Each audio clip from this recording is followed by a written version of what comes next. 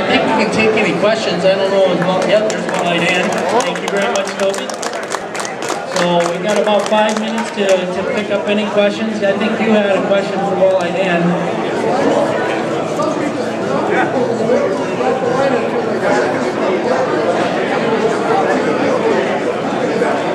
Okay, the question was, some people won't drop a line until they see a fish on the locator. And you know what? 98% of the time, that's how I am. Because you don't want to be fishing just to say you're fishing, do you? I mean, some people do, and it's relaxing for them, but you want to know that when you drop down that there's a fish there. And you know, that's why all of us are so confident in our electronics. And you know what? I've had trips where I've run for 45 minutes or longer with customers before I'm even fishing. And that's not the norm, but you know, after not being on the water for maybe a day or two, you know, you're kind of lost, and the fish move, and you need to find them. So yes. Yeah, I would say in most cases that would be what I would do as well.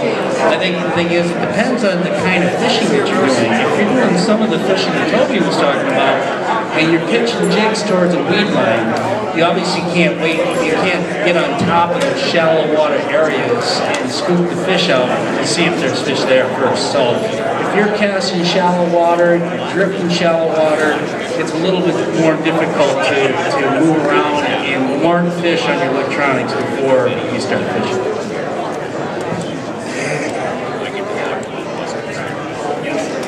And not only the fish, but looking for the right thing. Sometimes, you know, we're looking for fish, obviously, but we're looking for bait as well. And you know, you may visually see the shiners. You're, you know, like crappie fishing right now. If you see all the minnows in the shallow, obviously that's probably where the fish are going to be. And it's really no different on the lakes. You can see the shiner minnows swimming in the shallow water. You're not going to see the walleyes because you're scooping them, but they're going to be there or they're going to be close. And so when you move out to that break line and you see the fish there, fish them. But if it's not adding up, fish should be here. We've not seen them in 8 to 10, 12 feet of water where you can mark them. Before you leave, it's worth a cast or two just to check the shallow. I think one other thing too is understanding your electronics. Really understanding what your electronics are telling you. Hard bottom is bright, on mine is bright red echo, and the brighter the harder the bottom is, the brighter it is, and the thicker the mark on the bottom is on my electronics. So I like to look for those soft bottom, which would be a thin mark, and then hard bottoms would be thick marks. And I like to fish those transition areas. And then certainly if you got little rises off the bottom, sometimes those are fish, sometimes those are rocks down there. Those are the kind of things. You really have to understand your electronics and what your electronics are telling you.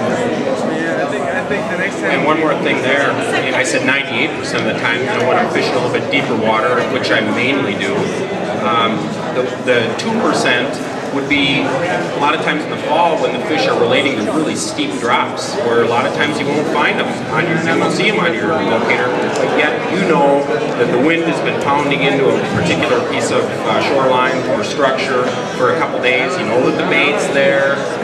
You know what? You just need to jig or rig, whatever, just fish them because they will be there. It's just, you know, part of your, you know, the electronics gurus will know this, but I think it's that, you know, part of your, you know, angle, you know, the cone is hitting the shallow water and then the other is hitting out in this never ever land, so you're not getting a really good, clear reading. So. I think we've got time for one more question if there's any questions remaining. Okay.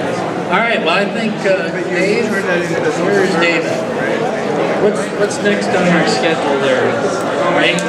Thank you very much.